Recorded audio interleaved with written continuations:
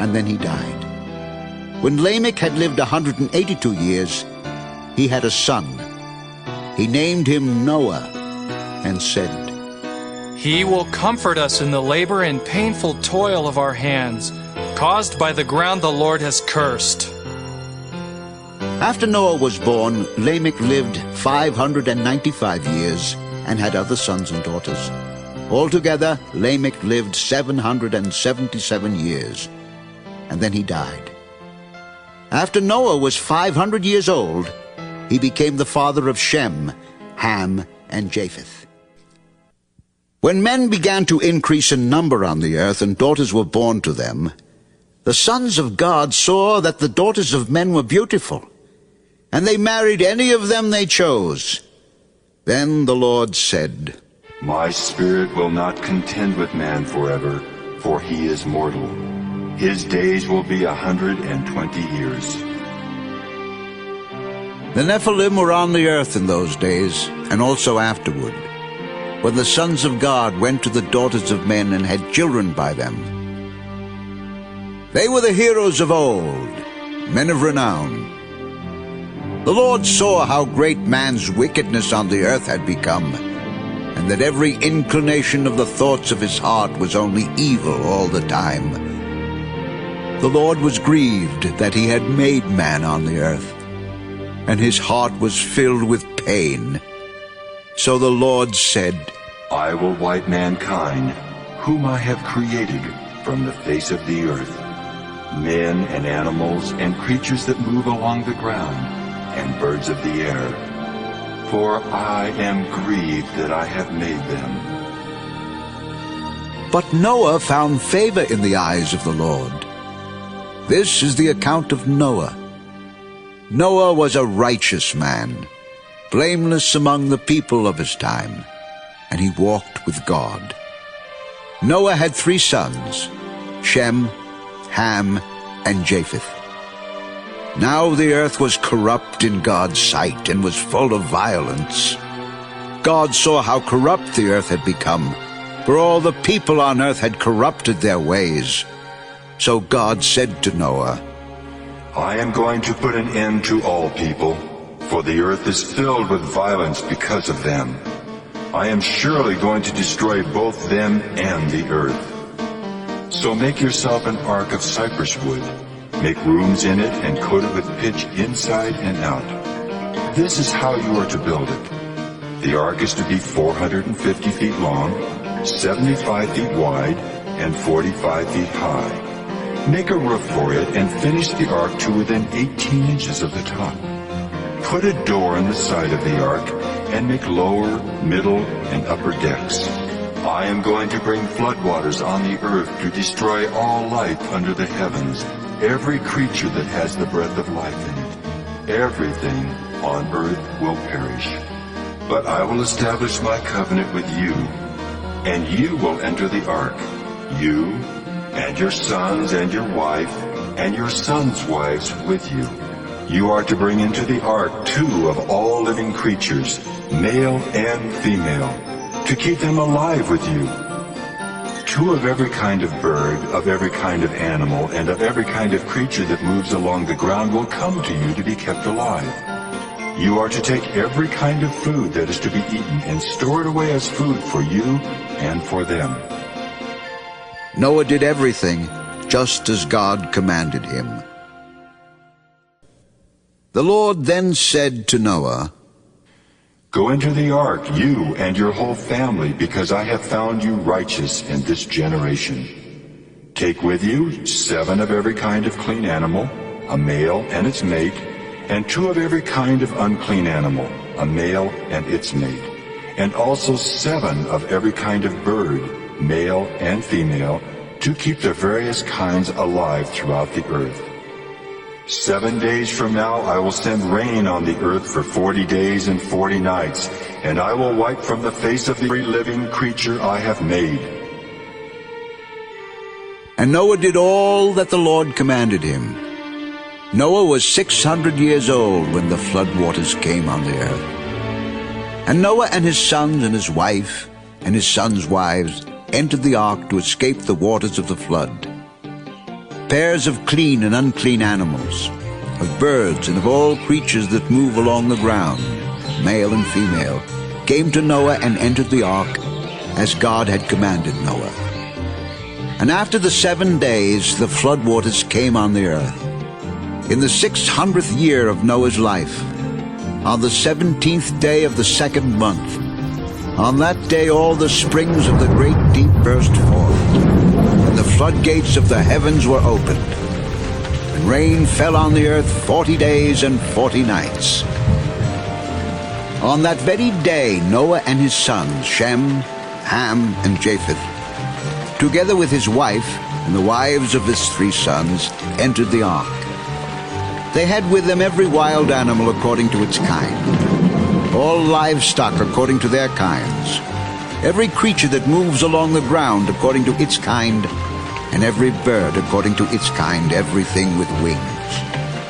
Pairs of all creatures that have the breath of life in them came to Noah and entered the ark. The animals going in were male and female of every living thing, as God had commanded Noah. Then the Lord shut him in. For 40 days the flood kept coming on the earth, and as the waters increased, they lifted the ark high above the earth. The waters rose and increased greatly on the earth, and the ark floated on the surface of the water. They rose greatly on the earth, and all the high mountains under the entire heavens were covered. The waters rose and covered the mountains to a depth of more than 20 feet. Every living thing that moved on the earth perished. Birds, livestock, wild animals, all the creatures that swarm over the earth, and all mankind. Everything on dry land that had the breath of life in its nostrils died. Every living thing on the face of the earth was wiped out. Men and animals and the creatures that move along the ground and the birds of the air were wiped from the earth. Only Noah was left, and those with him in the ark. The waters flooded the earth for 150 days. But God remembered Noah and all the wild animals and the livestock that were with him in the ark. And he sent a wind over the earth, and the waters receded. Now the springs of the deep and the floodgates of the heavens had been closed, and the rain had stopped falling from the sky. The water receded steadily from the earth. At the end of the 150 days the water had gone down, and on the 17th day of the 7th month the ark came to rest on the mountains of Ararat. The waters continued to recede until the 10th month, and on the 1st day of the 10th month the tops of the mountains became visible.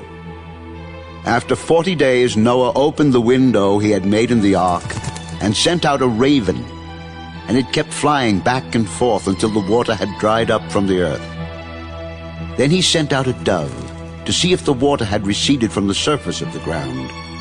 But the dove could find no place to set its feet, because there was water over all the surface of the earth. So it returned to Noah in the ark. He reached out his hand and took the dove and brought it back to himself in the ark. He waited 7 more days and again sent out the dove from the ark. When the dove returned to him in the evening, there in its beak was a freshly plucked olive leaf. Then Noah knew that the water had receded from the earth. He waited 7 more days and sent the dove out again, but this time it did not return to him. By the 1st day of the 1st month of Noah's 601st year, the water had dried up from the earth. Noah then removed the covering from the ark and saw that the surface of the ground was dry. By the 27th day of the 2nd month the earth was completely dry. Then God said to Noah, "Come out of the ark, you and your wife and your sons and their wives. Bring out every kind of living creature that is with you, the birds, the animals, and all the creatures that move along the ground, so they can multiply on the earth and be fruitful and increase in number upon it." So Noah came out, together with his sons and his wife and his sons' wives. All the animals and all the creatures that move along the ground, and all the birds, everything that moves on the earth came out of the ark, one kind after another.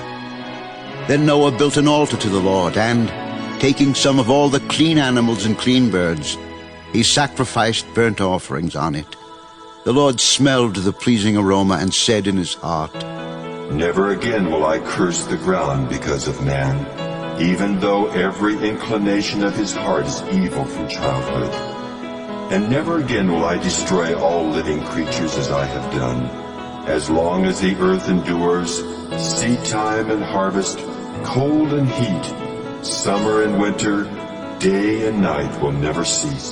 Then God blessed Noah and his sons, saying to them, Be fruitful and increase in number and fill the earth. The fear and dread of you will fall upon all the beasts of the earth and all the birds of the air, upon every creature that moves along the ground, and upon all the fish of the sea. They are given into your hands. Everything that lives and moves will be food for you. Just as I gave you the green plants, I now give you everything. But you must not eat meat that has its lifeblood still in it. And for your lifeblood, I will surely demand an accounting. I will demand an accounting from every animal.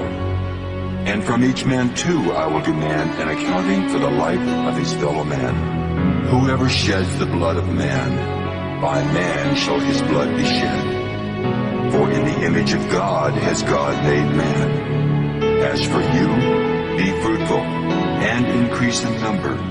Multiply on the earth and increase upon it. Then God said to Noah and to his sons with him, I now establish my covenant with you, and with your descendants after you, and with every living creature that was with you, the birds, the livestock, and all the wild animals, all those that came out of the ark with you, every living creature on earth. I establish my covenant with you. Never again will all life be cut off by the waters of a flood. Never again will there be a flood to destroy the earth. This is the sign of the covenant I am making between me and you and every living creature with you, a covenant for all generations to come. I have set my rainbow in the clouds, and it will be the sign of the covenant between me and the earth. Whenever I bring clouds over the earth, and the rainbow appears in the clouds, I will remember my covenant between me and you and all living creatures of every kind. Never again will the waters become a flood to destroy all life. Whenever the rainbow appears in the clouds, I will see it and remember the everlasting covenant between God and all living creatures of every kind on the earth. This is the sign of the covenant I have established between me and all life on the earth. The sons of Noah who came out of the ark were Shem, Ham, and Japheth. Ham was the father of Canaan. These were the three sons of Noah, and from them came the people who were scattered over the earth. Noah, a man of the soil, proceeded to plant a vineyard. When he drank some of its wine, he became drunk and lay uncovered inside his tent. Ham, the father of Canaan, saw his father's nakedness and told his two brothers outside. But Shem and Japheth took a garment and laid it across their shoulders. Then they walked in backward and covered their father's nakedness. Their faces were turned the other way, so that they would not see their father's nakedness. When Noah awoke from his wine and found out what his youngest son had done to him, he said, Cursed be Canaan, the lowest of slaves will he be to his brothers. Blessed be the Lord, the God of Shem. May Canaan be the slave of Shem, may God extend the territory of Japheth. May Japheth live in the tents of Shem, and may Canaan be his slave. After the flood, Noah lived 350 years. Altogether, Noah lived 950 years, and then he died. This is the account of Shem, Ham, and Japheth, Noah's sons, who themselves had sons after the flood. The sons of Japheth: Gomer, Magog, Madai, Javan, Tubal, Meshech, and Tyrus. The sons of Gomer, Ashkenaz, Riphath, and Togarmah. The sons of Javan, Elisha, Tarshish, the Kittim, and the Rodanim. From these the maritime peoples spread out into their territories by their clans within their nations, each with its own language. The sons of Ham, Cush, Mizraim, Put, and Canaan. The sons of Cush, Seba, Havilah, Sabta, Raamah, and Sabteka. The sons of Raamah, Sheba, and Dedan. Cush was the father of Nimrod, who grew to be a mighty warrior on the earth. He was a mighty hunter before the Lord. That is why it is said, like Nimrod, a mighty hunter before the Lord. The first centers of his kingdom were Babylon, Erech, Akkad, and Calneh in Shinar. From that land he went to Assyria, where he built Nineveh, Rehoboth-ir, Calah, and Resen, which is between Nineveh and Calah. That is the great city. Mizraim was the father of the Ludites, Anamites, Lehabites, Naphtuhites, Pathrusites, Casluhites, from whom the Philistines came, and Caphtorites. Canaan was the father of Sidon, his firstborn, and of the Hittites, Jebusites, Amorites, Girgashites, Hivites, Archites, Sinites, Arvadites, Semarites, and Hamathites. Later, the Canaanite clans scattered, and the borders of Canaan reached from Sidon toward Gerar as far as Gaza, and then toward Sodom, Gomorrah, Admah, and Zeboim, as far as Lasha. These are the sons of Ham by their clans and languages, in their territories and nations. Sons were also born to Shem, whose older brother was Japheth. Shem was the ancestor of all the sons of Eber. The sons of Shem, Elam, Asher, Arphaxad, Lud, and Aram. The sons of Aram, Uz, Hul, Gether, and Meshech. Arphaxad was the father of Shelah, and Shelah the father. 2 sons were born to Eber. One was named Peleg, because in his time the earth was divided. His brother was named Joktan. Joktan was the father of Almodad, Sheleph, Ezemavith, Jireh, Adoram, Uzal, Diklah, Obal, Abimael, Sheba, Ophir, Havilah, and Jobab. All these were sons of Joktan. The region where they lived stretched from Mesha toward Sephah in the eastern hill country. These are the sons of Shem by their clans and languages, in their territories and nations. These are the clans of Noah's sons, according to their lines of descent within their nations. From these the nations spread out over the earth after the flood. Now the whole world had one language and a common speech. As men moved eastward, they found a plain in Shinar and settled there. They said to each other, "Come, let's make bricks and bake them thoroughly." They used brick instead of stone, and tar for mortar. Then they said, "Come, let us build ourselves a city with a tower that reaches to the heavens, so that we may make a name for ourselves and not be scattered over the face of the whole earth." But the Lord came down to see the city and the tower that the men were building. The Lord said, If as one people, speaking the same language, they have begun to do this, then nothing they plan to do will be impossible for them. Come, let us go down and confuse their language so they will not understand each other. So the Lord scattered them from there over all the earth, and they stopped building the city. That is why it was called Babel, because there the Lord confused the language of the whole world. From there the Lord scattered them over the face of the whole earth. This is the account of Shem.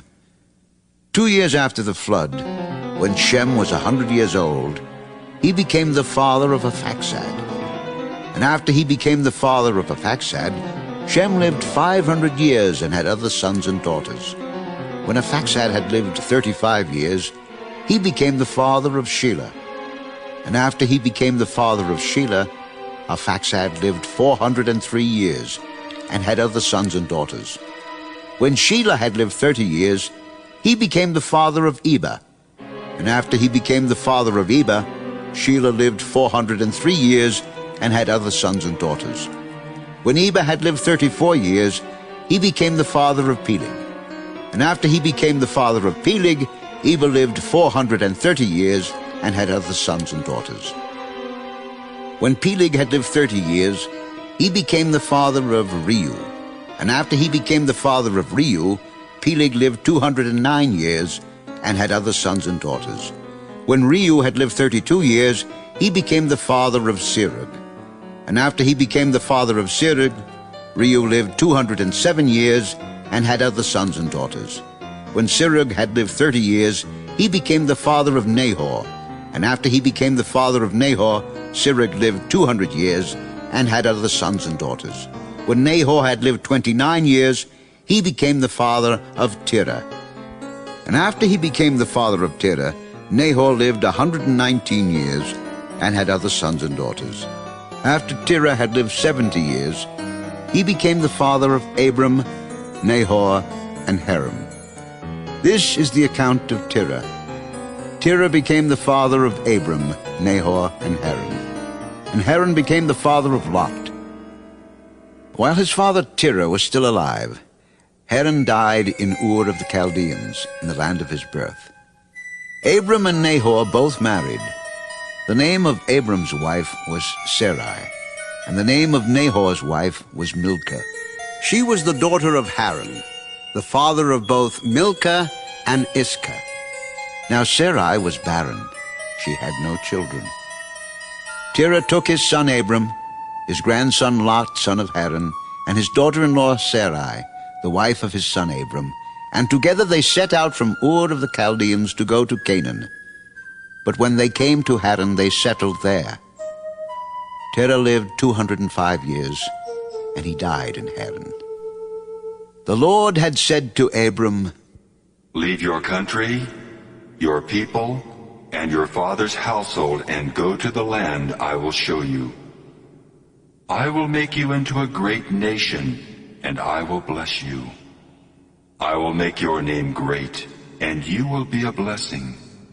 I will bless those who bless you, and whoever curses you, I will curse.